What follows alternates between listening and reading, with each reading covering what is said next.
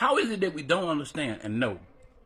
The very same people that make tobacco, R.J. Reynolds Company, the very same people, the company that owns tobacco company, owns Nabisco and other food companies. And if they don't care about you getting poison in cigarettes and being addicted, what do you think they're going to put in the foods? I said, this very same wicked company, R.J. Reynolds, they owned the tobacco companies first. And then they went and bought up Nabisco and other food companies, snack companies. They bought them up. So if you think that these people don't mind poisoning you through straight up cigarettes, they own the snack companies too. Their ultimate goal is to get you addicted and make money off of you. How is it we didn't know that the very same people we buy snacks from own the tobacco companies? R.J. Reynolds owns tobacco, Nabisco, and other companies, snack companies. That's crazy. So why single these out? Well, it turns out that a California man has filed a lawsuit saying that they are unfit for human consumption because of the titanium dioxide used to make them. This is titanium dioxide used in food to whiten or enhance its color. Look at some gum. You see that it's bright white, and so it's used to have that bright appearance. It also is used to make colors pop. It's also used in sunscreens because of its reflective properties. Recently, a California man filed this class action lawsuit against Mars Candy, the makers of Skittles, claiming the use of titanium dioxide makes them unfit for human consumption.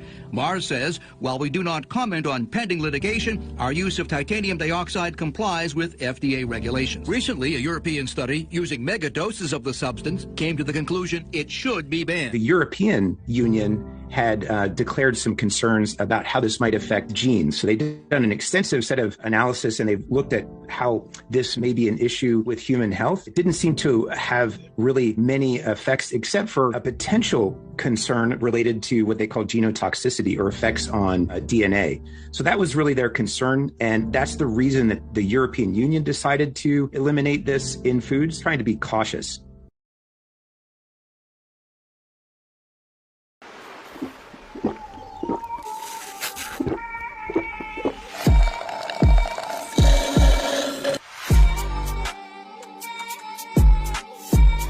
Honey, you are not going to believe this.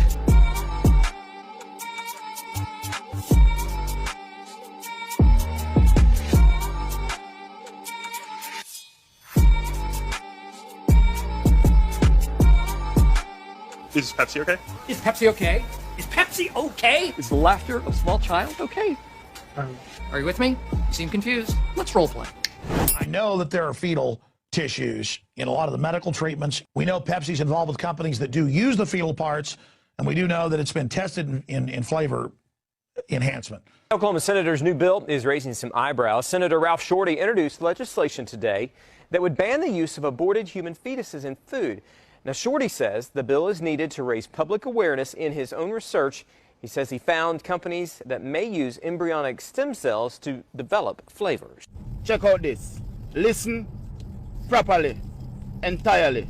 You know, when we would talk to these women who were having an abortion, we would, basically manipulate them into believing that by donating this tissue, they could be saving the lives of others. Yes. But in reality, we had no idea what that tissue was going to be used for. That was never disclosed to us at the clinic. It was just for a price. So what is Sonomics and Pepsi saying about these concerns? So Sonomics, Pepsi, and the trade group all declined interview requests, but they said in written statements that that these were properly reviewed and that they're safe, and that the industry also says for a lot of these that these are used in very small amounts and the risk is very little. Now, will this new ingredient actually be labeled like aspartame or any other artificial sweetener? So no, actually it's going to be listed or lumped under a broad category of artificial flavors. So it's not going to be listed like aspartame and other ingredients are actually individually on food labels. So it'll just be lumped in. You'll see on the ingredients. It'll just say artificial flavors and it'll be under there. Basically, the ingredient interacts with the taste receptors on the tongue. And what it essentially does is it tricks the brain into thinking that there's actually more sugar than the amount of sugar that's actually in the food. And the main concern is that the FDA actually didn't review this for safety. And it doesn't have to be, because there's a loophole in a 57-year-old law. And what they've been doing is that they grabbed kidney cells from human aborted fetuses. And in laboratory, they replicate these cells and they put them in all your products. Yeah, he's gonna take care of you and drink you all up. Oh, yeah. You're pretty. Yes, you are. Bob! What? Oh, Pepsi Max. 0 calories, maximum Pepsi taste. You hear something new at fountains today. People who think young say, Pepsi, please. It's really not no joke. This is dead ass. We being serious. This is really, just really not. Now they playing with our food supply. At first, they was polluting our water supply. They was polluting our fast food. They was polluting all that shit. Now they polluting our food supply. Now our food supply is messed up. Everybody, we're gonna talk about this, bro, because this need to come out. Love must be a kind of blind love.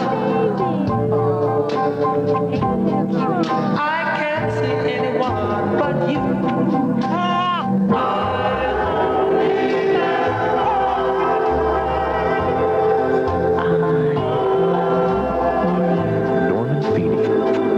Pepsi drinker for life. Pepsi, Generation Next. If your pregame ritual now consists of lining up backup binkies, you've compromised enough. Pepsi Zero Sugar.